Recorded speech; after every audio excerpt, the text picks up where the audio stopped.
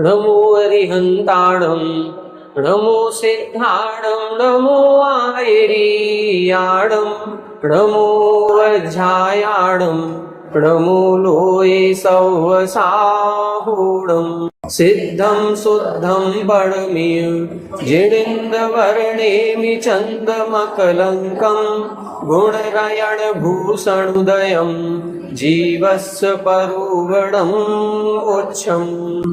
1008 श्री मूलनायक पार्श्वनाथ भगवान की, द्वासांग जिनवाणी माता की, आचार्य श्रेष्ठ आचार्य गुरुवर श्री 108 नेमीचंद्र सिद्धांत चक्रवर्ती महाराज की, आचार्य श्रेष्ठ आचार्य गुरुवर श्री 108 विद्यासागर जी महामुनि राज की, आचार्य श्रेष्ठ आचार्य गुरुवर श्री 108 समय सागर जी महाराज की, तीर्थ चक्रवर्ती जगत पूज्य निर्यापक श्रमण मुनि पुंगव श्री 108 सुधा सागर जी महाराज की, समस्त मुनि संघ की। कल हम सभी ने लेस्या मार्गणा के अंतर्गत 6 प्रकार की जो लेस्याएं हैं उनके लक्षण या उनके परिणामों को समझा था। कृष्ण लेस्या के परिणाम कैसे होते हैं, नील के कैसे हैं, कापोत के कैसे हैं, ऐसे कृष्ण लेस्या से लेकर के शुक्ल लेस्या तक के परिणामों पर अपन ने चर्चा की थी। अब आगे अपन को देखना है, गति की अपेक्षा यहाँ पर वर्णन कर रहे हैं। कौन सी गति में किस प्रकार की लेस्या है और किन परिणामों से कौन सी गति का बंध होता है, ये अब प्रसंग यहाँ से प्रारंभ हो रहा है। देखें, लेसाणं खलु अंसा, लेसाणं खलु अंसा, 26 होन्ति तत्थमझिमया, 26 होन्ति तत्थमझिमया, आओगबंधन जोगा, आओगबंधन जोगा, 88 वगरिश काल भवा, 88 वगरिश काल भवा, लेसाणं खलु अंसा, लेसाणं खलु अंसा, 26 होन्ति तत्थमझिमया, 26 होन्ति तत्थमझिमया, आओगबंधन जोगा, आओगबंधन जोगा, 88 वगरिश काल भवा, 88 वगरिश काल भवा,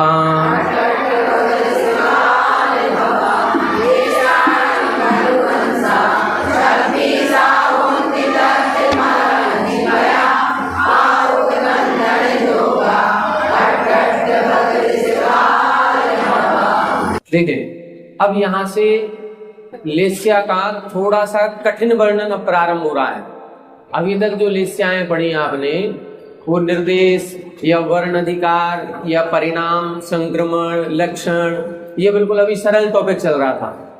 अब थोड़ा सा यहाँ से कठिनता अपनी बढ़ेगी, थोड़ी थोड़ी, ज्यादा नहीं है, थोड़ी थोड़ी।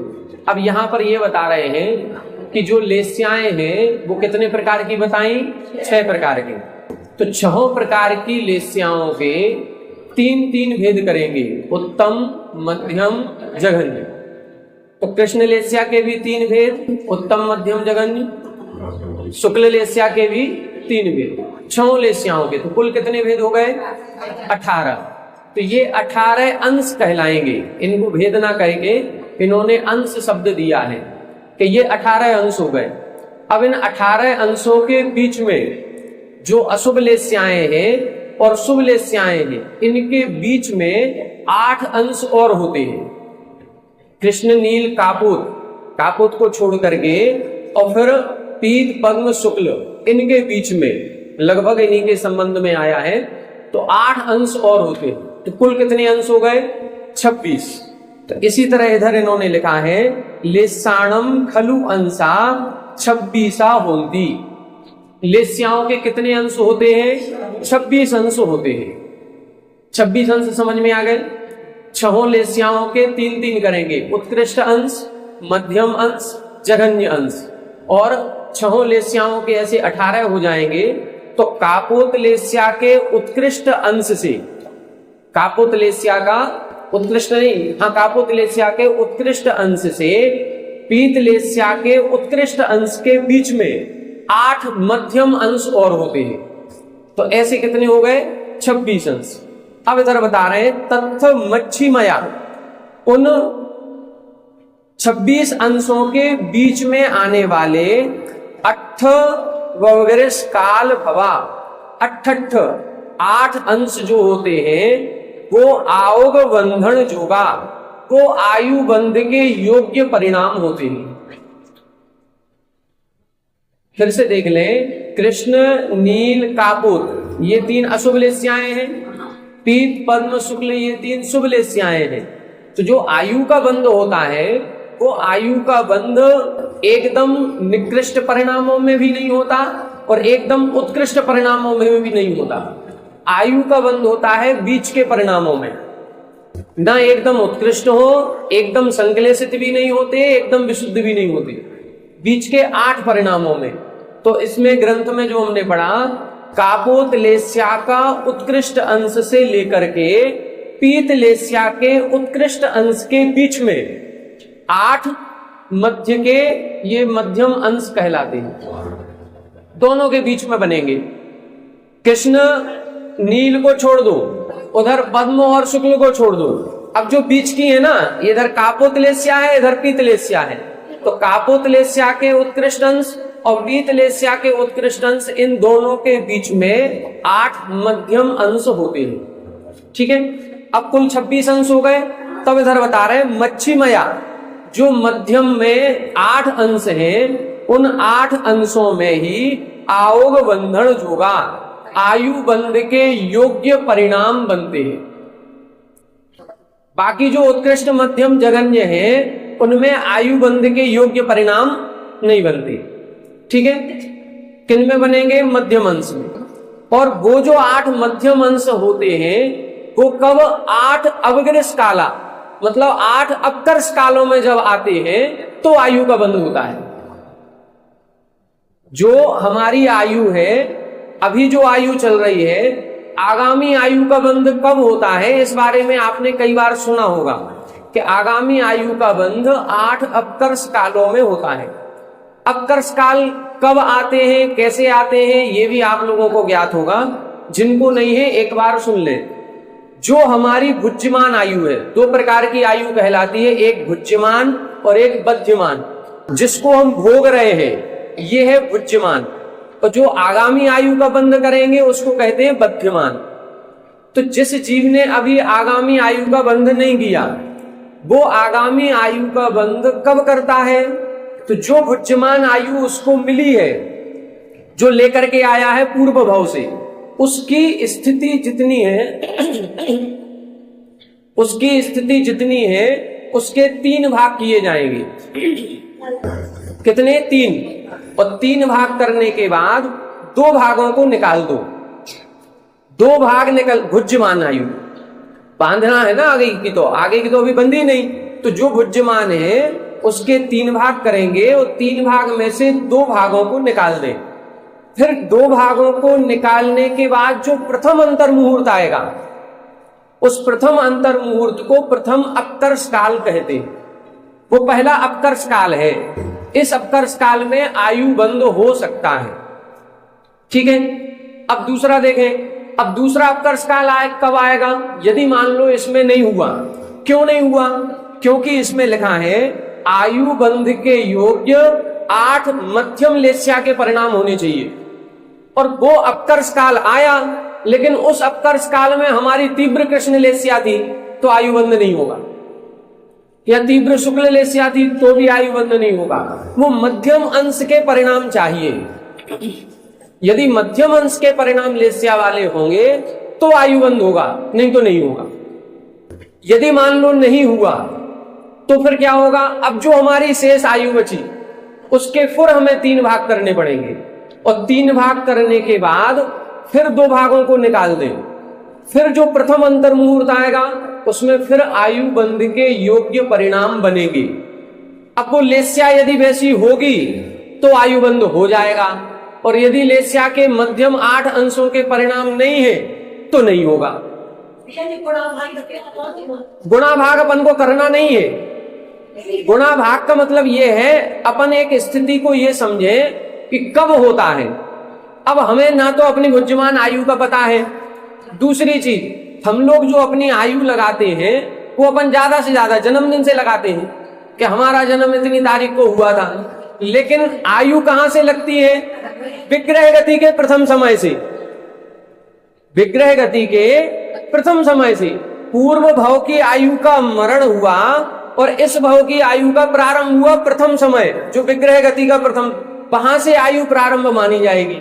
अब हम गर्भ में कब आए, गर्भ में हम कितने महीने रहे, कि 8 महीने 10 दिन में हुआ कि 9 महीने में हुआ, किसको पता? ये हम गुणा भाग निकाल ही नहीं सकते। और इधर चल रही है अंतर मुहूर्त की चर्चा, तो वो जो दूसरा या तीसरा भाग निकाल करके प्रथम अंतर मुहूर्त आएगा उसको हम कभी नहीं पकड़ पाएंगे। इसीलिए ये कहा गया कि हर समय अपने परिणामों को अच्छा रखा जाए, पता नहीं हमारा अपकर्ष काल कब आ जाए। दूसरी चीज, इसमें एक उदाहरण दिया जाता है, इसमें तो बड़ी संख्या का दिया है, अपन छोटी संख्या में समझो। माना कि किसी की आयु 81 वर्ष की है, तो 81 वर्ष की आयु है तो उसका प्रथम अपकर्ष काल कब आएगा? उसके 3 भाग करेंगे, 27, 27, 27। तो जब उसकी 27 और 27 2 बार की जोड़ दें, 54 वर्ष की आयु निकल जाएगी। 54 वर्ष की निकल गई। अब जो प्रथम अंतर मुहूर्त आएगा उस प्रथम अंतर मुहूर्त में उसका प्रथम अपकर्ष काल कहलाएगा। इसमें आयु बंध हुआ तो ठीक, नहीं हुआ तो अब कितनी बची? 27 वर्ष की। अब इसके फिर से 3 भाग करेंगे, 9, 9 और 9, तो 2 भागों को जोड़ दो, 9 और 9 कितने हो गए? 18। अब 18 और निकालो, मतलब पहला अपकर्ष काल उसका 54 में आया था, तो दूसरा अपकर्ष काल 18 और जोड़ दो, कितना हो गया? 72। 81 वर्ष की आयु है, दूसरा अपकर्ष काल 72 वर्ष होते ही प्रथम अंतर मुहूर्त वो आएगा। यदि उसमें नहीं हुआ तो अब कितनी बची? 9 वर्ष की। 9 में से फिर 3, 3, 3, ऐसे 6 वर्ष फिर निकाले तो तीसरा अपकर्ष काल 78 वर्ष में आएगा। फिर भी नहीं हुआ तो अब 3 वर्ष और बची, तो अब 1, 1, 1, तो 2 वर्ष और, तो 80 वर्ष में चौथा अपकर्ष काल आएगा। यदि इसमें भी नहीं हुआ तो अब 1 वर्ष बचा, 1 वर्ष के 12 महीने, तो 4, 4, 4, अब 8 महीने, मतलब 80 वर्ष 8 महीने निकलने पर फिर 5वां अपकर्ष काल आएगा। फिर भी नहीं हुआ तो अब कितना बचा है? 4 महीने। 4 महीने के लगभग 120 दिन। अब 120 दिन में फिर 40, 40, 40 दिन कर दो, तो ऐसे निकालने पर ऐसे 8 अपकर्ष काल आते हैं। मैक्सिमम कितने आएंगे? 8। और उन 8 अपकर्ष कालों में कोई जीव 8 बार भी आयु का बंध कर सकता। कोई जीव पहले अपकर्ष काल में भी उसके मध्यम लेस्या के परिणाम थे, आयु का बंध हो गया। दूसरी बार में भी मध्यम अंश थे, दूसरी बार भी कर सकता है, तीसरी बार भी कर सकता है, 8 बार करेगा। सुनो, ध्यान से सुनना, 8 बार भी कर सकता है। और कोई जीव ऐसा भी हो सकता है कि जिसके 8 बार में 1 बार भी बंध नहीं हुआ, दोनों होंगे। अब जिसका 1 बार भी नहीं हुआ उसका कब होगा? अब तो ऐसे 40 दिन बचे थे, 40 दिन के और हम त्रिभाग करें, फिर उसके बाद और त्रिभाग करें, अब तो मरण ही आ गया बिल्कुल। अब कब करेगा? मरण के अंतर मुहूर्त पहले। वो अंतर मुहूर्त के लिए एक शब्द लिखा है, असंक्षेपाद्धा काल। इसको बोलते हैं असंक्षेपाद्धा काल। असंक्षेपाद्धा काल 1 आवली से कुछ अधिक होता है, 1 आवली से कुछ अधिक। बस इतना समय बचेगा, इस समय वो आयु का बंध करेगा ही करेगा, क्योंकि बिना आयु बंध के तो मरण होगा नहीं। मरण कर जाएगा तो फिर कहां जाएगा? तो आयु बंध करके ही मरण करना है। यदि 8 अपकर्ष कालों में मरण आयु बंध नहीं हुआ तो आयु का जो अंतिम अंतर मुहूर्त है उसमें असंशय पाधा काल के शेष रहते वो आयु बंध करेगा ही करेगा। अब जो अभी हमने एक बात कही कि प्रथम अपकर्ष काल में भी हो गया, दूसरे में भी हो गया, कोई जीव 8वें में कर सकता है, ये 8वें में कौन करेगा? ये भी ध्यान से सुने। प्रथम अपकर्ष काल में यदि देवायु का बंध हुआ है, अब दूसरा अपकर्ष काल आएगा तो उसमें देवायु के बंध के योग्य परिणाम होंगे तो ही बंध होगा, नहीं तो नहीं होगा। ऐसा नहीं है कि 8 अपकर्ष काल आए, पहले अपकर्ष काल में देवायु का कर लिया और दूसरे में नरक आयु का कर लिया, नहीं होगा। क्योंकि आयु बंध एक बार होता है और वो बदलता नहीं है, उसमें तो जाना ही पड़ेगा। तो अब जो दूसरा अपकर्ष काल आएगा उसमें जो आयु का बंध होगा वो उसी आयु का होगा जो पहले की थी, वही पहली वाली, उसी के योग्य परिणाम होंगे तो, नहीं होंगे तो नहीं होगा। तो ऐसा अभी ग्रंथ जो पढ़ रहे थे कर्णाट वृत्ति वाला, उसमें लिखा कोई जीव ऐसे होते हैं जो 8 बार करते हैं, कोई जीव 7 बार करते हैं, कोई जीव 6 अपकर्ष काल में करते हैं, कोई 5 में करते हैं, कोई 1 में ही करता है, और कोई जीव ऐसे हैं जो 1 भी अपकर्ष काल में नहीं करते, आयु मरण होने के अंतर मुहूर्त पहले ही करते हैं। ये विषय क्लियर हो गया। अब इधर यही बता रहे हैं 8 मध्यम अंश के परिणामों में आयु बंध होता है।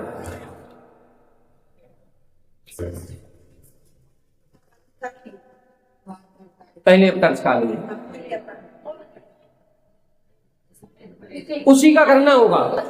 हाँ, जो पहले कर ली वही तो बता रहे कि यदि देवायु का प्रथम अपकर्ष काल में बंध हुआ था तो दूसरे अपकर्ष काल में भी देवायु का ही बंध होगा, तीसरे में भी देवायु का ही होगा यदि उसके परिणाम होंगे तो। और यदि मान लो वो परिणाम नहीं हो रहे हैं तो वो आयु बंध नहीं होगा, एक बार हो गया हो गया। अब इसमें होगा क्या, देखें सुने, 8 में भी क्या होता है, जैसे आप सभी ने कभी ओलंपिक गेम्स वगैरह होते हैं तो एक खिलाड़ी को 3 या 4 मौके दिए जाते हैं। मान लो उसको वो भाला फेंक करना है या कोई लॉन्ग जंप है, हाई जंप है, जो भी है, 3 मौके देंगे। पहली बार में मान लो वो 70 मीटर गया, अब दूसरी बार फिर फेंकेगा, अब दूसरी बार में वो 69 रह गया, एक कम हो गया, तीसरी बार में फेंका उसने जोर लगा के 75 चला गया, अब कौन सा माना जाएगा? हाईएस्ट। बस इसी तरह से इधर है, 8 अपकर्ष काल में यदि वो 8वें में बंद कर रहा है देवायु का तो 8 में हाईएस्ट कौन सा किया उस आयु में जाएगा वो।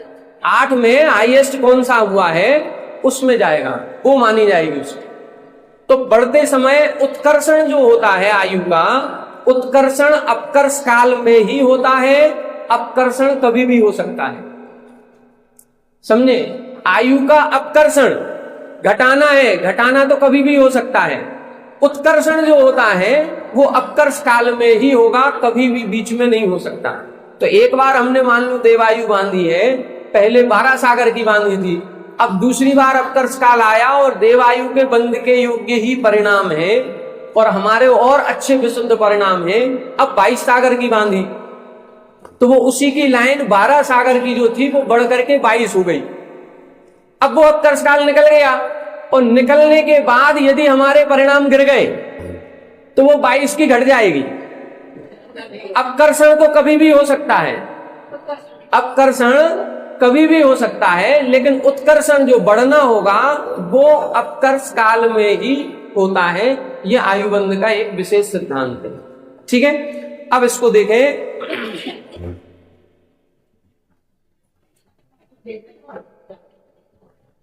नहीं, अपकर्षण यदि हो गया, मान लो उसने 22 सागर की बांधी और 22 सागर बांधने के बाद उसके परिणामों में संक्लेशता आ गई, वो विशुद्धि नहीं रही, उसके परिणाम संयम से भी गिर गए या सम्यक्त्व भी नष्ट हो गया, तो वो कौन सा फिर नीचे के स्वर्गों में आ जाएगा? उसी को बोलते हैं घातायुष्क।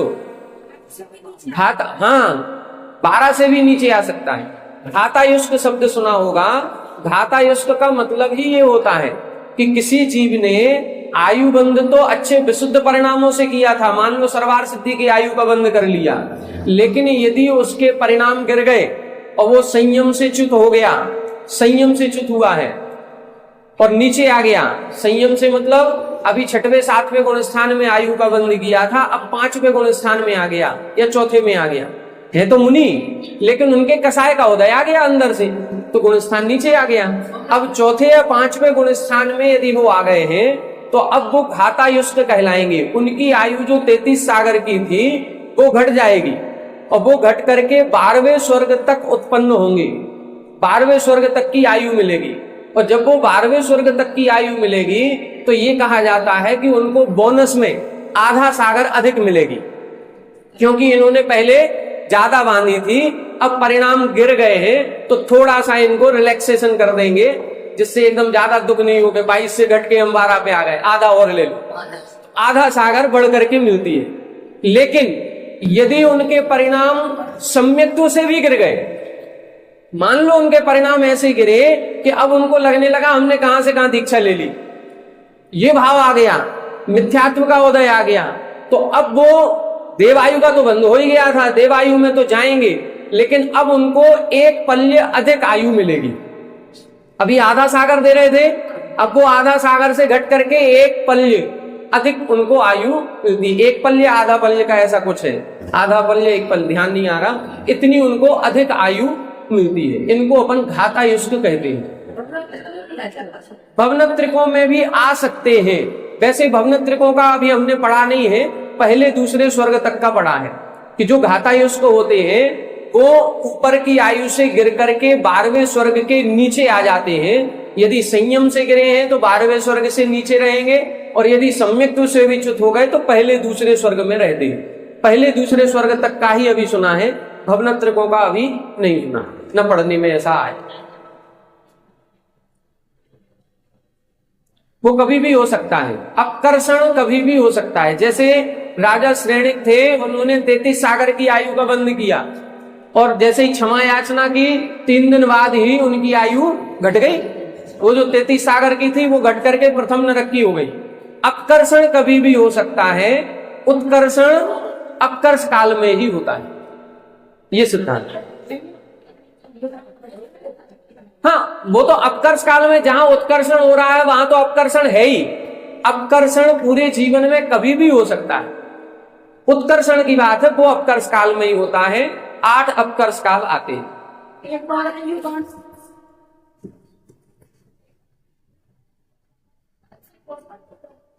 संकल्प विशुद्धि से मतलब नहीं है, उत्कर्षण और अपकर्षण से मतलब है। किसी भी कर्म का जो बंध हमने किया उसकी स्थिति बढ़ा रहे हैं कि उसकी स्थिति घटा रहे हैं। स्थिति बढ़नी है तो वो उत्कर्षण कहलाता है, स्थिति घटनी है तो वो अपकर्षण कहलाता है। उत्कर्षण अपकर्ष काल में ही होगा, अपकर्षण कभी भी हो सकता है। तो घातायुष्ट बता दिया ना, वो तो घट रही है, वो तो घट रही है। हाँ, वो केवल स्वर्गों में ही होता है, वो केवल स्वर्गों में ही होता है और कहीं नहीं। ठीक है।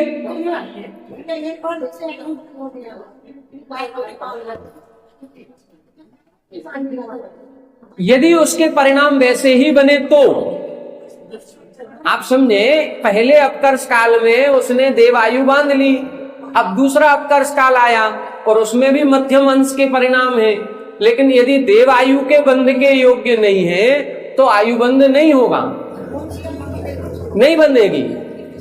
हाँ, नहीं होगा, एक बार तो हो ही चुका उसको।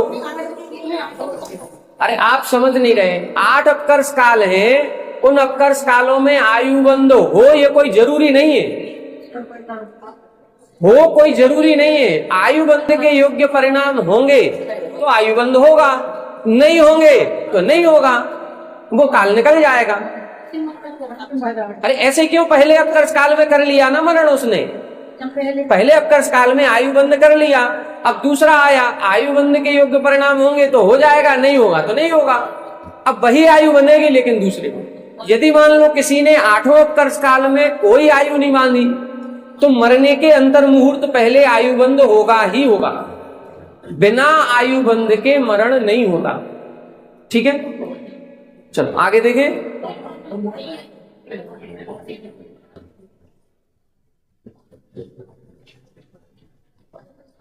इन 2 लेस्याओं के बीच में 8 मध्यम अंश के परिणाम है।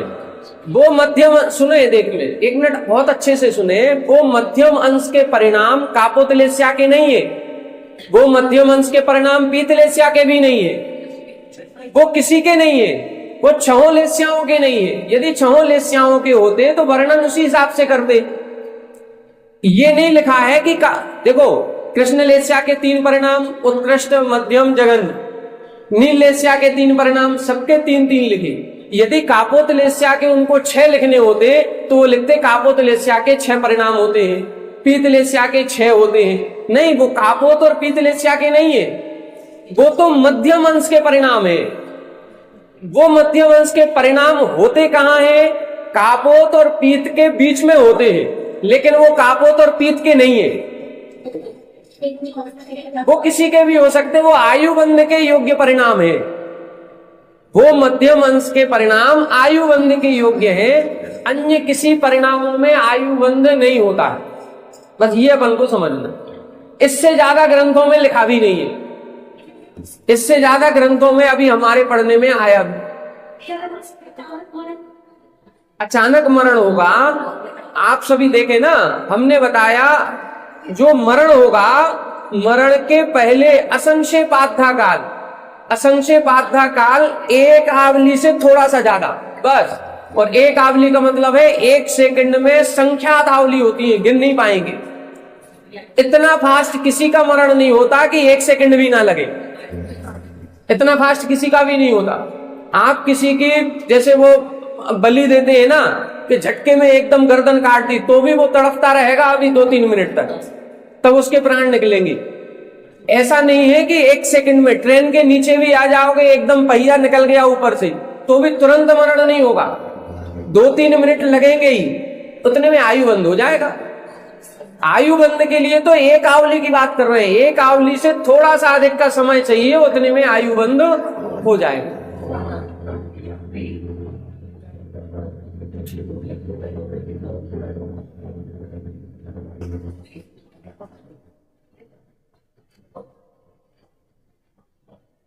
उत्कर्षण यदि हो रहा है तो अपकर्ष काल को महत्ता दी जाएगी। मान लो उसने पहले अपकर्ष काल में 22 सागर की, दूसरे में 12 सागर कर दी, अब 8वें में कितनी हुई? 8वें में मान लो 33 सागर है, अब उसके बाद अपकर्षण नहीं हुआ तो 33 सागर में जाएगा। उत्कर्षण कितना किया, उसके बाद अपकर्षण हुआ कि नहीं हुआ? यदि अपकर्षण नहीं हुआ तो उत्कृष्ट वाली जो लास्ट की रहेगी, उत्कृष्ट वाली उसमें चला जाएगा। अपेक्षा अभी इधर कुछ नहीं है।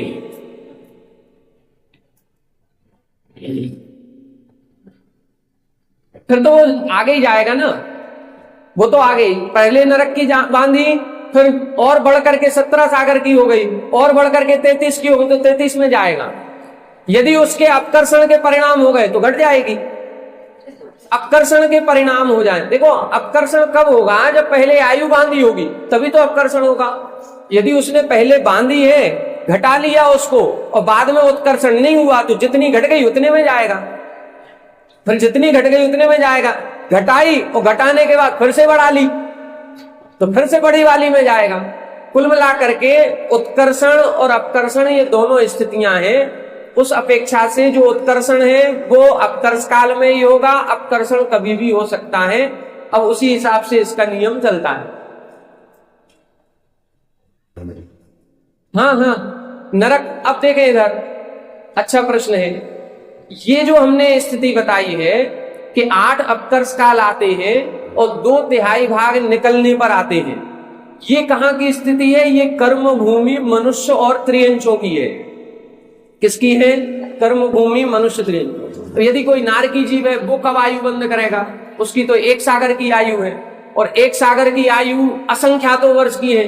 अब जब हम उसकी काउंटिंग ही नहीं कर पा रहे हैं तो 3 भाग कैसे करेंगे? जब काउंटिंग ही नहीं हो रही है, 1 सागर में असंख्यातों वर्ष, और यदि काउंटिंग कर ली तो असंख्यात कैसे हुआ? संख्यात हो जाएगा। जब असंख्यात वर्ष की आयु है तो फिर कैसे होगा? तब देव और नारकी जितने असंख्यात वर्ष वाले हैं, इनके अंतिम 6 महीने में, जब इनके अंत के 6 महीने बसते हैं, उस अंत के 6 महीने में 8 अपकर्ष काल आएंगे। पूरी आयु में नहीं आएंगी। जो अंत का 6 महीने है, अब 6 महीने में पहला अपकर्ष काल कब आएगा? जब 4 महीने निकल जाएंगे, जब 2 महीने बचे केवल, तब जाकर के पहला अपकर्ष काल आया। फिर 2 महीने के जो 60 दिन थे तो 20 40 दिन और निकल गए, अब दूसरा अपकर्ष काल आएगा। फिर जो 20 दिन बचे उनमें भी 6 12 13 लगभग दिन और निकल जाएंगे, फिर तीसरा अपकर्ष काल आएगा। तो देवताओं के और नारकियों के 6 महीने जब आयु शेष बचती है तब अपकर्ष काल आते हैं। लेकिन आयुबंध अपकर्ष काल में ही होता है, चाहे वो देव हो चाहे वो नारकी हो, मतलब अपकर्ष काल उनके भी आएंगे। अब तीसरी एक और स्थिति है भोग भूमिया जीवों की। भोग भूमिया जीवों के 9 महीने की बात कही गई, इधर 6 महीने नहीं, 9 महीने। भोग भूमिया जीवों में 2 युगलिया होते हैं, एक स्त्री और एक पुरुष। वो जीवन भर तो इसी तरह से रहेंगे, अंत के जब उनके 9 महीने आते हैं तभी वो स्त्री जो महिला है वो गर्भ धारण करती है, और 9 महीने में उसका गर्भ पूरा होगा, और जैसे ही उसके संतान उत्पत्ति होगी इसका मरण हो जाएगा। तो ये सिस्टम बना हुआ है, 2 आएंगे और 2 जाएंगे। उनके जो अंतिम 9 महीने हैं उसी 9 महीने के त्रिभाग करे जाएंगे, और त्रिभाग में ऐसे 8 अपकर्ष कालों में आयुबंध होता है। तो ऐसी 3 स्थितियां हो गई। कर्म भूमि या मनुष्य त्रियंचों के पूरी आयु का त्रिभाग किया जाता है, देवताओं नारकियों में अंतिम 6 महीने में किया जाता है, और भोग भूमि या मनुष्य त्रियंचों में अंतिम 9 माह में किया जाता है। ठीक है,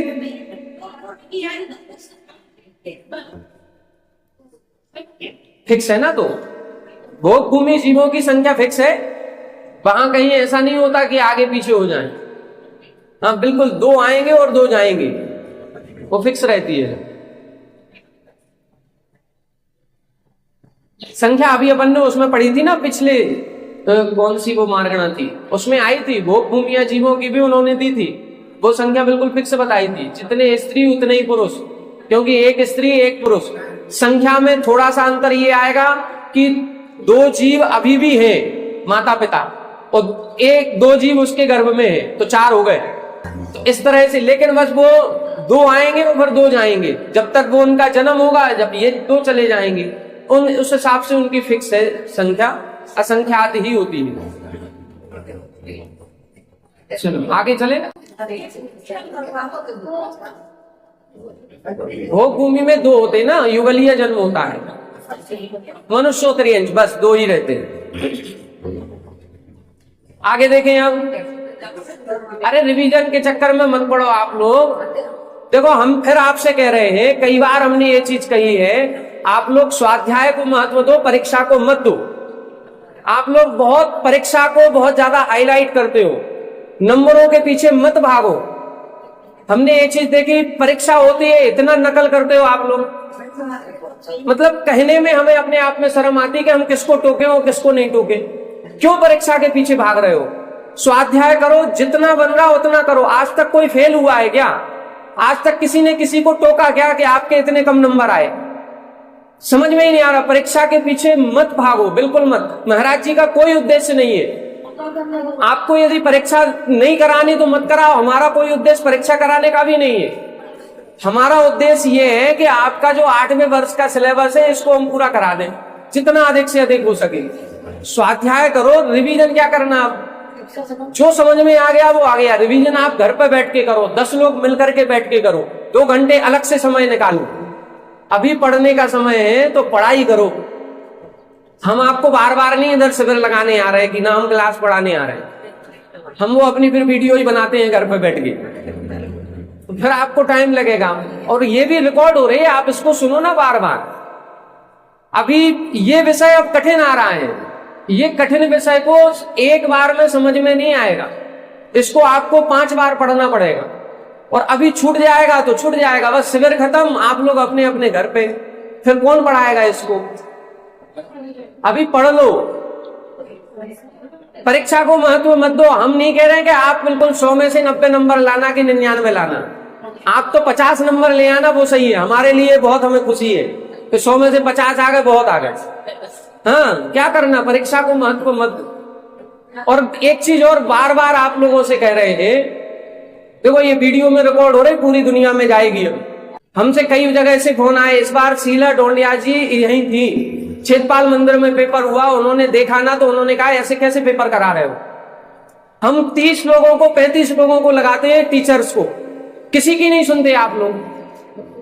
वो कह रहे हैं मत करो, किताब खोल करके नकल करने लगते हो। क्यों कर रहे हो, किस लिए कर रहे हो? हमें ये परीक्षा नहीं करानी। हम लोग ये सुविधा देख रहे हैं। पिछले साल भी स्कूल अपन ने किया था, नई व्यवस्था बनी, इस बार 4 सेंटर बनाए हमने कि थोड़ी संख्या कम होगी तो आप लोग शायद शांति से बैठेंगे। छेदपाल मंदिर में ऊपर त्रिमूर्ति हॉल इतना बड़ा था, हमने दूर दूर बेंच लगवाई। आप लोग पहुंचे, सबने खिसका खिसका करके पास में कर लिया। क्यों कर लिया? हम व्यवस्था बनाने वाले हैं और आप लोग व्यवस्था बिगाड़ने वाले हो, और आप लोग नकल करते हो, बदनाम हमें करते हो। हमने ये भी सुना भैया आपकी व्यवस्था अच्छी नहीं है, खूब नकल हुई आपके यहाँ, तो हम कैसे संभाले? हमें ये बताओ। आप लोग बताओ कि परीक्षा कराएं तो कैसे कराएं? खूब जगह ये चर्चाएं पहुंच चुकी कि ललितपुर में एक हॉल में बैठा करके सारे लोग एक दूसरे का करते हैं, किताब खोल करके नकल करने लगे। और इसमें परेशानी उसको होती है जो मेहनत से पढ़ाई कर रहा है। जो मेहनत से पढ़ाई कर रहा है, कई सारी महिलाएं ऐसी हैं जो इधर से उधर झांकती भी नहीं है। हम ये नहीं कह रहे सबके लिए कह रहे हैं कि सब लोग नकल कर रहे हैं, लेकिन 10% लोग माहौल खराब कर देते हैं। वो आप लोग एक दूसरे को टोको। अब आप लोगों की जिम्मेदारी है कि यदि कोई आपसे पूछने की कोशिश कर रहा है तो आप टोको, आप अपने शांत रहो, अपना पेपर करो। कोई दूसरा बात कर रहा है तो आप लोग टोक दो कि पीछे जाओ, उधर बैठो जाकर के। मतलब कुछ व्यवस्थाएं आपको भी बनानी पड़ेंगी। अब अपने ललितपुर में 800 से ज्यादा परीक्षार्थी हैं, 800 से ज्यादा। सबसे मेन मुख्य बात है, जो बाहर के एग्जाम परीक्षाएं होती हैं उसमें पुलिस व्यवस्था लगती है। उसमें एक बच्चे को डर होता है कि हमको रेस्ट्रिकेट ना कर दें, हम कहीं फंस ना जाएं। और सीसीटीवी कैमरे लगे हैं। इधर आपको डर ही नहीं है कोई, ना तो फेल होने का डर है, ना किसी को उठाने का डर है, ना कोई परीक्षा से बाहर करेगा। अब कोई डर नहीं है तो आप लोग सुनते ही नहीं हो। सुनते नहीं हो तो हम जितनी व्यवस्था करते हैं, टीचर्स को लगाते हैं, वो भी कहते हैं हम क्या करें, महिलाओं से कौन उलझे। अब हमने एक जन से कहा कि आप उठो इधर से, उधर बैठो जाकर के, बोले नहीं उठना। अब क्या करें हम? अब किसी को हाथ पकड़ के तो नहीं उठा सकते। हमने कहा किताब दो इधर, किताब से नकल मत क्यों कर रहे हो, मोबाइल खोल करके, बोले नहीं हम तो करेंगे। अब क्या करें उसका, इसका हम क्या जवाब दे दें?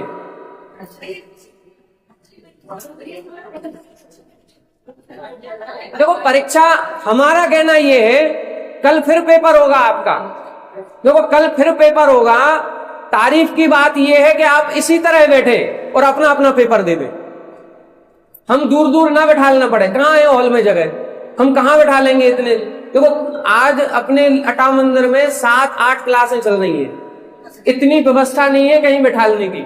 तो आज 3 या 4 पेपर आज शाम को करा रहे हैं कि 3-4 पेपर आज शाम को हो जाएंगे, 3-4 पेपर कल सुबह कराएंगे। सुबह भी कराएंगे तो हम बैठा लेंगे कहाँ, उधर नीचे पूजन होनी है सब जगह। ये हॉल में, इसी हॉल में आपको बैठना है।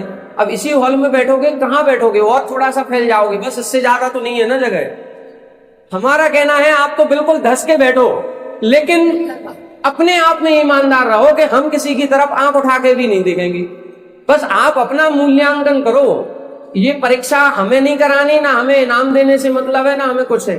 ये आपका स्वयं का मूल्यांकन है कि आपकी बुद्धि में कितना अंदर आया, कौन से विषय में आप कमजोर रह गए, किस विषय में आपको और ज्यादा तैयारी करनी है। ये आपका स्वयं का मूल्यांकन है। और आप खुद देखना, कई महिलाओं को ये भी देखा, वो ये कहती हैं कि हम तो पेपर 80 नंबर का करके आए थे, हमारे 95 नंबर आ गए। वो खुद कह रही हम 80 नंबर का करके आए, 95 आ गए।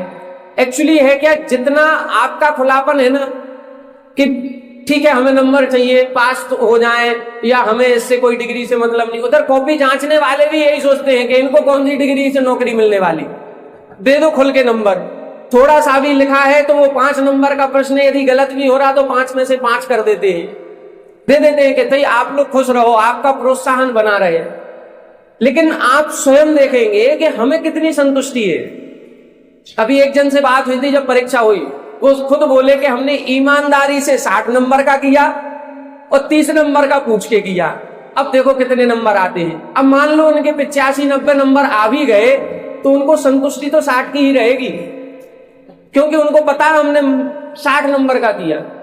तो आप लोग अपनी ईमानदारी बना करके रखो, कोई भी हो, केवल आपसे नहीं कहना है, ये पूरे भारत में हो रही परीक्षाएं, तो सबको धर्म की परीक्षा है। इसको परीक्षा का उद्देश्य मत बनाओ, स्वाध्याय का बनाओ, स्वाध्याय करो, स्वाध्याय से जोड़ने के लिए ही ये प्रयास है और इसीलिए इतनी मेहनत की जा रही है सब। तो अब रिवीजन की नहीं कहना कि रिवीजन करना।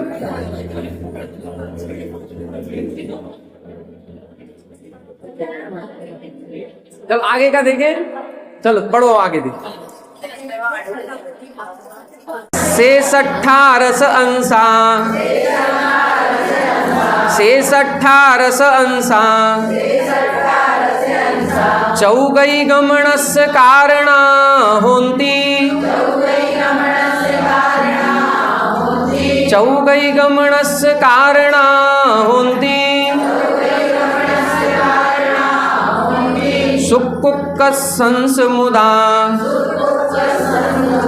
सुकुक्कसंसमुदा, सवट्ठं जानति खलु जीवा, सवट्ठं जानति खलु जीवा, शेष 18 अंसा, चौगई गमनस्य कारणा होन्ति, सुकुक्कसंसमुदा, सवट्ठं जानति खलु जीवा।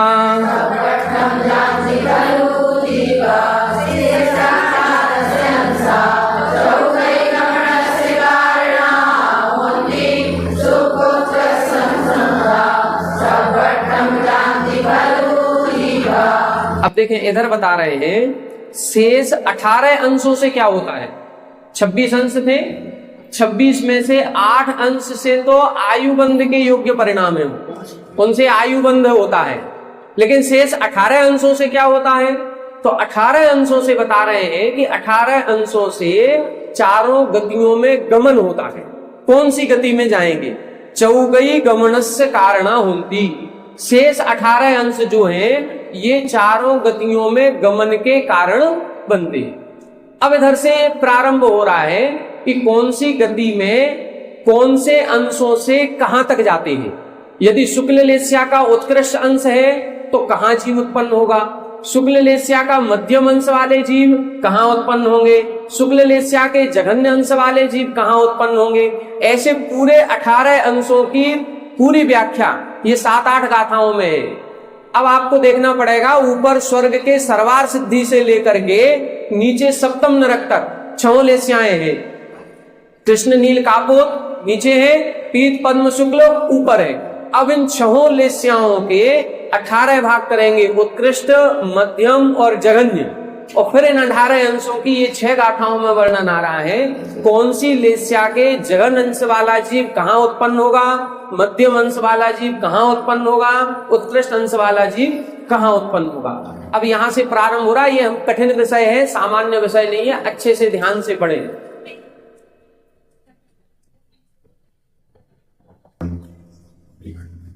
देखो आयुबंध अलग चीज है, समझे इसको। मध्यम लेस्या के परिणामों से आयुबंध किया उसने कि हम देव आयु में जाएंगे, लेकिन देव आयु में 16 स्वर्ग हैं, 9 ग्रहवेग हैं, 9 अनुदेश हैं, 3 प्रकार की लेस्याएं हैं। कहां जाएगा वो, ये डिसाइड करेंगे बाकी के अंश 18 अंश। 8 अंशों में तो उसने देवायु बांध ली, लेकिन ये 18 अंश जो है अब ये डिसाइड करेंगे कि वो कौन से उसमें जाएगा।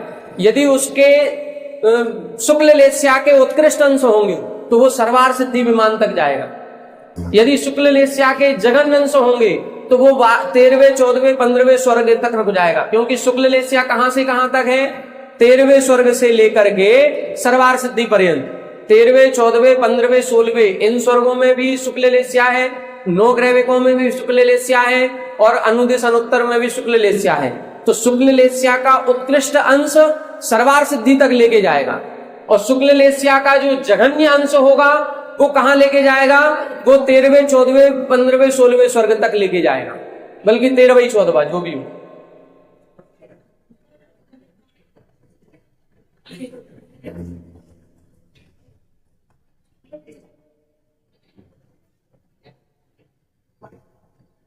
आप समझे नहीं, फिर से समझो। आयु बंध अलग चीज हो गई, उसमें जो स्थिति बंध होगा, जो स्थिति की बात कर रहे हैं, वो इन 18 अंशों से होगी, वो इन 18 अंशों से होगी। 8 मध्यम अंश के परिणाम हुए, उसने आयु बंध किया। अब हमारे इन 18 में से कौन से परिणाम है? उन 18 अंशों के परिणामों पर अब उसका स्थिति बंध होगा। वो सर्वार सिद्धि की स्थिति बांधेगा कि 13वें 14वें स्वर्ग की स्थिति होगी। हमें तो ऐसे ही समझ में आया है जो इन गाथाओं में लिखा है। आयु बंध के समय, क्योंकि बंध चारों एक साथ होते हैं, प्रकृति, प्रदेश, स्थिति, अनुभाग, ये चारों एक साथ ही होते हैं। लेकिन यहां जो इन्होंने लिखा है चौकई गमनस्य कारणम होती, ये चारों गति के कारण लिखे हैं। तो कहीं ना कहीं उस आयु बंध के समय ही जो आगे पीछे लेस्या चल रही होगी, उन लेस्या के परिणामों से स्थिति बंध उसका होता होगा, वो उधर जाएगा। वो आयु नहीं, 8 जो है वो आयु बंद करवा रहे हैं, ये गति बंद करवा रहे हैं। ये एक प्रकार से गति के गमन के कारण है।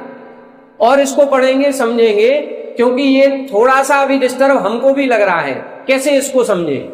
क्योंकि स्थिति बंध एक साथ ही होता है जिस समय आयु बंध किया, और उस समय यदि 8 मध्यम लेस्या के परिणाम है तो स्थिति बंध कैसे होगा?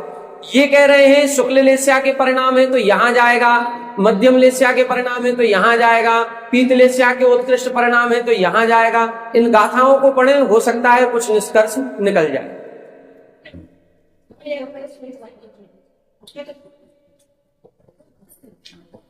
देखते हैं, हो सकता है ये मरण समय के हो। देखते हैं, इसको और अच्छे से पढ़ेंगे तब क्लियर होगा। अभी अपन गाथाओं को पढ़ते हैं, पढ़ने के बाद हो सकता है कुछ निष्कर्ष निकल आए। देखिए, शेष 18 अंशा, शेष 18 अंश जो बचे हुए हैं, 6 लेस्याओं के 3-3 अंश, चौगई गमन से कारण होती, चारों गतियों में गमन के कारण होते हैं। अब देखो क्या लिखा, शुक्ल उक्कस अंश मुदा, शुक्ल यानी शुक्ल लेस्या के, उक्कस यानी उत्कृष्ट अंशों से जो सहित है, वह सवट्ठम जानती, सवट्ठम यानी सर्वार्थम, मतलब सर्वार्थ सिद्धि पर्यंत जाती।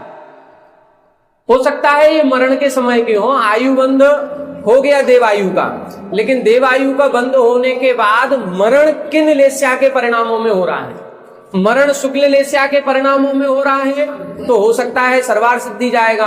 मरण शुक्ल लेस्या के मध्यम परिणामों में हो रहा है, तो उसकी आयु का फिर अपकर्षण हो जाएगा, तो अपकर्षण करके फिर वो उधर जाएगा। कहीं ना कहीं इसी तरह से सिद्धांत बैठाना पड़ेगा। आगे देखें, अवरंश मुदा होती, अवरंश मुदा होती, सदार दुगे मज्झि मंस गेण मुदा, सदार दुगे मज्झि मंस गेण मुदा, आणद कप्पा दुवरिम, आणद कप्पा दुवरिम, सवट्ठा इल्लगे होती, सवट्ठा इल्लगे होती, अवरंश मुदा होती, सदार दुगे मज्झि मंस गेण मुदा, आणद कप्पा दुवरिम, आणद कप्पा दुवरिम, सवट्ठा इल्लगे होती,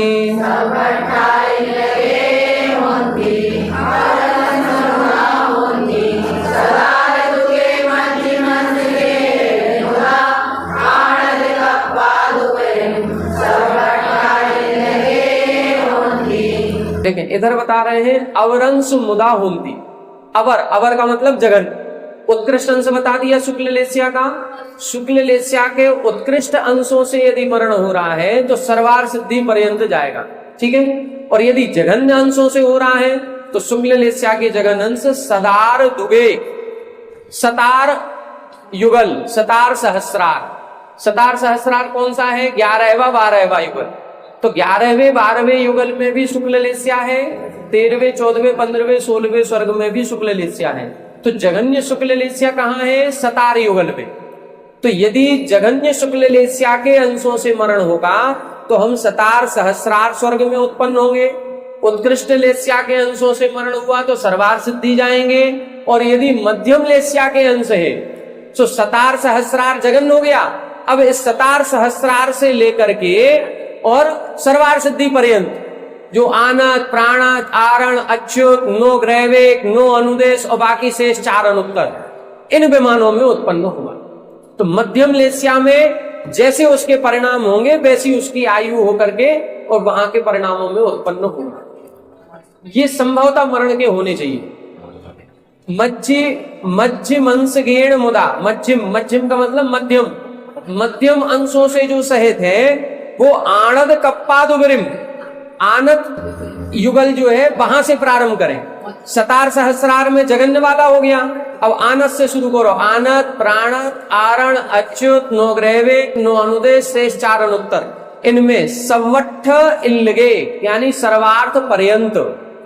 उत्कृष्ट वाला सर्वार्थ सिद्धि जाएगा, जघन्य वाला सतार सहस्रार में जाएगा, मध्यम वाला आनत प्राणत से लेकर के शेष 4 अनुत्तर पर्यंत जाएगा। ये शुक्ल लेस्या के 3 अंश बता दिए। अब देखें दूसरी कौन सी लेस्या है? पद्म लेस्या। अब पद्म लेस्या बता रहे हैं। पम्मुक्क संस मुदा, पम्मुक्क संस मुदा, जीवा उपजान्ति खलु सहसारम्, जीवा उपजान्ति खलु सहसारम्, अवरंस मुदा जीवा, अवरंस मुदा जीवा, सनक कुमारम च माहिंदम, सनक कुमारम च माहिंदम, पम्मुक्क संस मुदा, जीवा उपजान्ति खलु सहसारम्, अवरंस मुदा जीवा, सनक कुमारम च माहिंदम।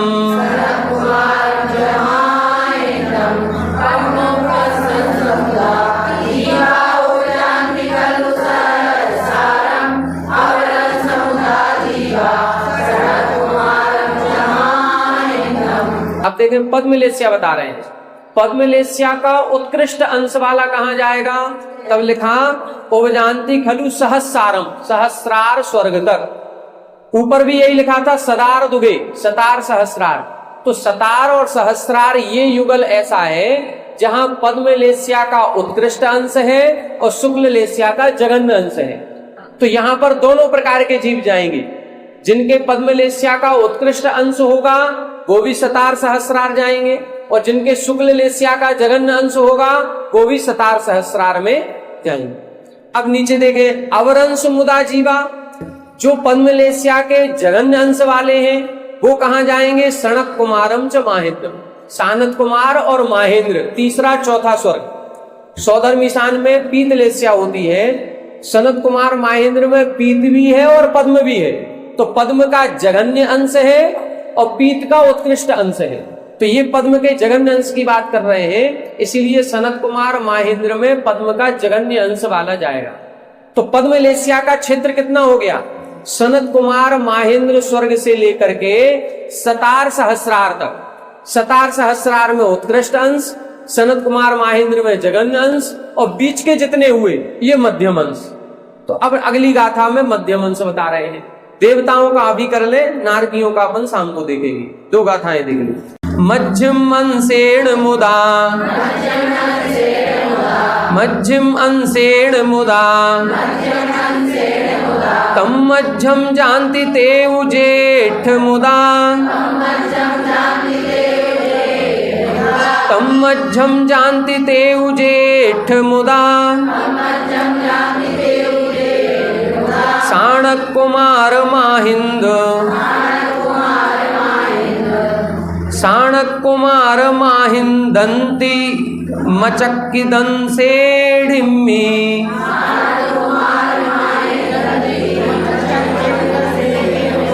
एक साथ पढ़ना पड़ेगा।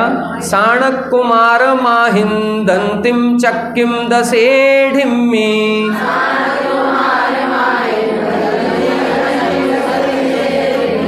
देखो ऐसे पढ़ेंगे, साणक कुमार माहिंदंतिम चक्किम दसेढ़िम्मी।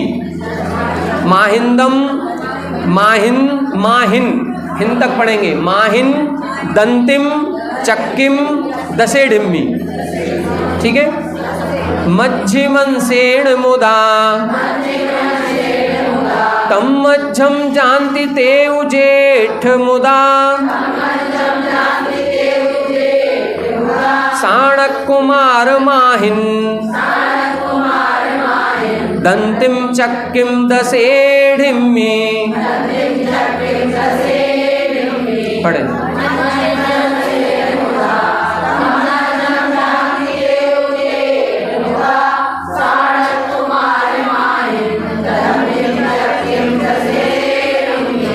देखें आप इधर बता रहे हैं मध्यम अंशेण, जो पद्मलेस्या का मध्यम अंश वाले हैं वो कहां जाएंगे? तम मध्यम जानती, उनके मध्य में उत्पन्न होते हैं। ठीक है। साणक कुमार माहेंद्र जो स्वर्ग है उसमें जो पटल बने हुए हैं उन पटलों में एक चक्र नाम का इंद्रक विमान है। देखो पटल होते हैं, नरकों में पटल देखे होंगे, 49 पटल है नरकों में, और स्वर्गों में 63 पटल है। तो पहला जो सौधर्म और ईशान स्वर्ग है इसमें 31 पटल होते हैं, और फिर ऊपर की संख्या हमको याद नहीं है। सानत कुमार माहेंद्र में अलग पटलों की संख्या है, मान लो 10 है, उसके ऊपर के स्वर्गों में और अलग पटलों की संख्या है, कुल 63 पटल होते हैं। तो यहां ये बता रहे हैं हर एक पटल में एक बीच में विमान होता है, फिर कुछ दिशाओं में होते हैं उनको श्रेणीबद्ध कहते हैं, और कुछ फैले हुए होते हैं उनको अपन प्रकीर्णक कहते हैं। तो इंद्रक बिल से, इंद्रक विमान से उसकी पहचान होती है कौन से पटल में जाएगा। तो यहां पर ये इंद्रक विमान का नाम दिया है, चक्र नामक इंद्रक विमान, चक्र नामक इंद्रक विमान दिया है। तो यहां पर सानत कुमार माहेंद्र स्वर्ग जो है उसके चक्र नामक इंद्रक विमान से संबंधित जो श्रेणीबद्ध बिल है उन श्रेणीबद्ध बिलों में उत्पन्न होता है मध्य पंचलेस्या वाला। फिर उसके नीचे अपने फिर पीतलेस्या शुरू हो जाएगी। तो पद्मलेस्या का अपन ने जघन्य अंश देख लिया, मध्यम अंश देख लिया और उत्कृष्ट अंश देख लिया। मध्यम अंश कहां से शुरू होगा? चक्र नामक इंद्रक विमान से प्रारंभ होगा और ऊपर तक जाएगा सतार स्वर्ग के पहले तक। ठीक है। क्या? हाँ, जो तीसरा चौथा स्वर्ग है, चूंकि स्वर्ग जो है युगल में है, एक साथ है, तो तीसरे चौथे स्वर्ग में जो इंद्रक विमान होगा वो दोनों स्वर्गों के बीच में होगा, बीचों बीच। उस बीचों बीच इंद्रक विमान को हम ये नहीं कह सकते हैं कि ये सानत कुमार स्वर्ग का है कि ये माहेंद्र स्वर्ग का है, क्योंकि बीचों बीच है, वो दोनों स्वर्गों का विभाजन है। श्रेणीबद्ध बिलों में ये जरूर कहा जा सकता है कि इस दक्षिण दिशा के श्रेणीबद्ध है कि पूर्व दिशा के हैं, ये इसमें जाएंगे और ये इसमें जाएंगे, उसमें ये परिवर्तन हो सकता है। तो इनको पटलों से फिर नापा जाएगा। पद्मलेस्या के जघन्य अंश चक्र विमान के नीचे वाले हैं, मध्यम अंश चक्र विमान से ऊपर वाले हैं, और सतार सहस्रार स्वर्ग के पहले तक, और सतार सहस्रार स्वर्ग में उत्कृष्ट अंश माना जाए। ऐसे लगाना पड़ेगा। ठीक है। एक और देखें, समय हो गया, पढ़ा दे।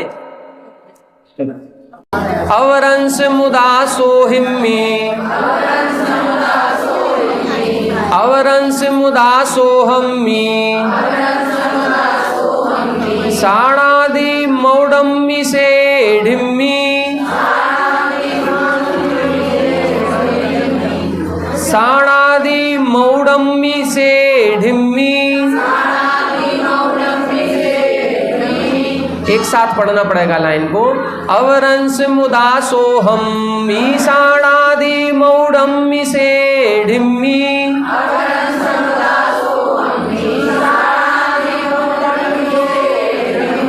मध्यम अंशेण मुदा विमल विमानादि बलभद्दे विमल विमानादि बलभद्दे अवरंस मुदा सोहम ईशानादि मौडम्मी से ढिम्मी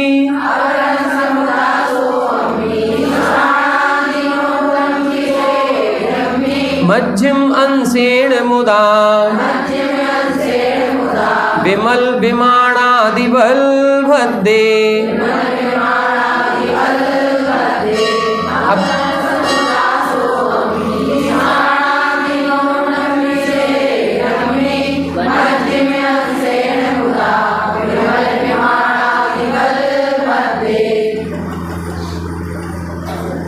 देखें इसमें पिछली गाथा में पीतलेस्या प्रारंभ हो गई थी, ये है ना,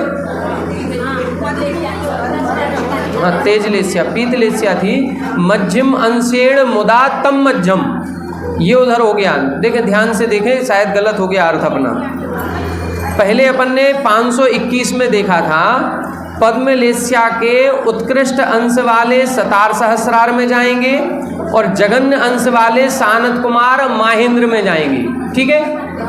मध्यम अंश वाले तम मध्यम, उनके मध्य में जाएंगे, मतलब इंद्रक बिल इधर नहीं लगाना है, वही तो गलत हो गया। मध्यम अंशेण मुदा, पद्मलेस्या का जो मध्यम अंश है उस मध्यम अंश वाले तम मध्यम उन सानत कुमार माहेंद्र के ऊपर और सतार सहस्रार के नीचे, ये हो गया मध्यम अंश।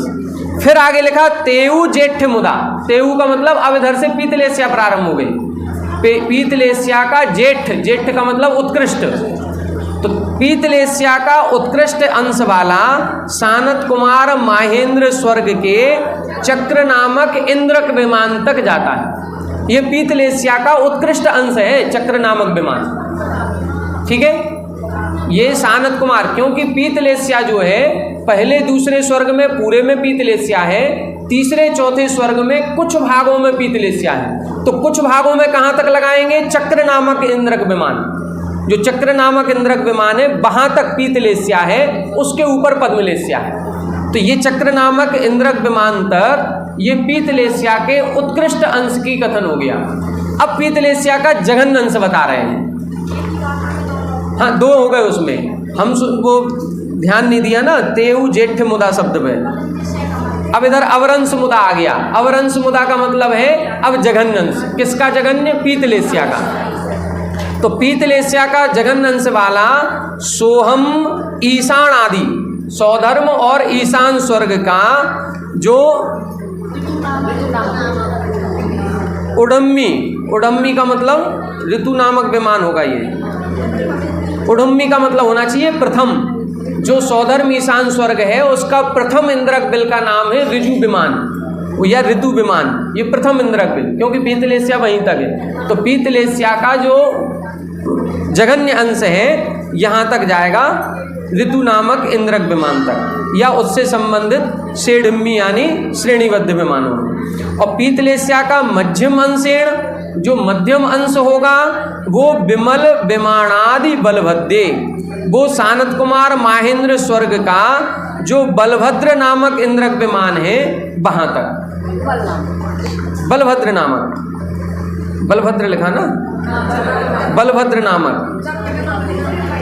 अब समझे, पीतलेस्या पहला जो स्वर्ग है उसमें पूरे में है पीतलेस्या, और दूसरा जो स्वर्ग है सानत कुमार माहेंद्र उसके कुछ अंशों में है। तो कहाँ तक है? बलभद्र नामक विमान तक है।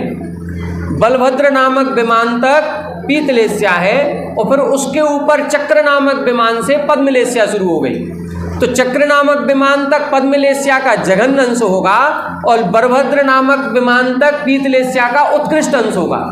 और बलभद्र नामक विमान से लेकर के पूरे सौधर्म ईशान स्वर्ग का सबसे नीचे का होगा, वहां तक पीतलेस्या का जघन्य अंश होगा। ये पीतलेस्या का तो है ना, तो पीतलेस्या का तो बता रहे बलभद्र नामक विमान तक।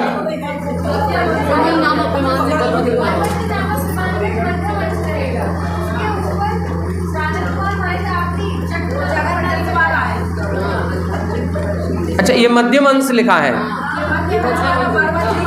पीतलेस्या के मध्यम अंश सहित मरकर विमल नामक द्वितीय इंद्रक विमान से लेकर सानत कुमार माहेंद्र स्वर्ग के द्विचरम पटल बलभद्र नामक इंद्रक विमान पर्यंत उत्पन्न होते हैं। तो ये विमल, अच्छा ऐसा होगा, जो सौधर्म और ईशान, एक्चुअली क्या करना पड़ेगा इसके लिए, हमें जो 63 पटल है ना, उन 63 पटलों के विमान के नाम लिखने पड़ेंगे, कौन से नाम से लेकर के कौन से नाम तक। इसके लिए तिल्लोय पंडिती ग्रंथ पढ़ना पड़ेगा, उसमें ये नाम आएंगे पूरे तिल्लोय पंडिती में। तो पहला है ऋतु विमान, दूसरा हो गया विमल विमान। पहला है ऋतु विमान, तो ऋतु विमान में हो गया जघन्य अंश, और फिर विमल विमान से लेकर के बलभद्र पर्यंत हो गया मध्यम, और बलभद्र के ऊपर है चक्र, तो चक्र विमान में हो गया उत्कृष्ट। तो ये अपन को अब इसका चार्ट बनाना पड़ेगा, कौन सी लेस्या कहाँ तक शुरू हो रही है, कहाँ से और कहाँ तक जा रही है, मध्यम में क्या बनेगा, इसका चार्ट बनेगा। देखते हैं, समय मिल जाएगा तो आज शाम को उनके विमानों के नाम, या नरकों का भी आएगा, अभी 49 पटल उनके भी आएंगे, अभी उनके भी बिल आएंगे, इस बिल से इस बिल तक, इस बिल से इस बिल तक, ऐसा इसका वर्णन पूरा आएगा, देखेंगे, करेंगे इसको। अरे कल सुबह एग्जाम होगा, दिन भर कॉपी चेक होंगी, प्रमाण पत्र बनेंगे, कल शाम को क्लास नहीं लगेगी, बस आज ही है जो कुछ है, ठीक है। चलो अब शाम को देखेंगे, अभी अपन ने पीतलेस्या तक का देख लिया, अब कृष्ण नील कापोतलेस्या का प्रारंभ हुआ।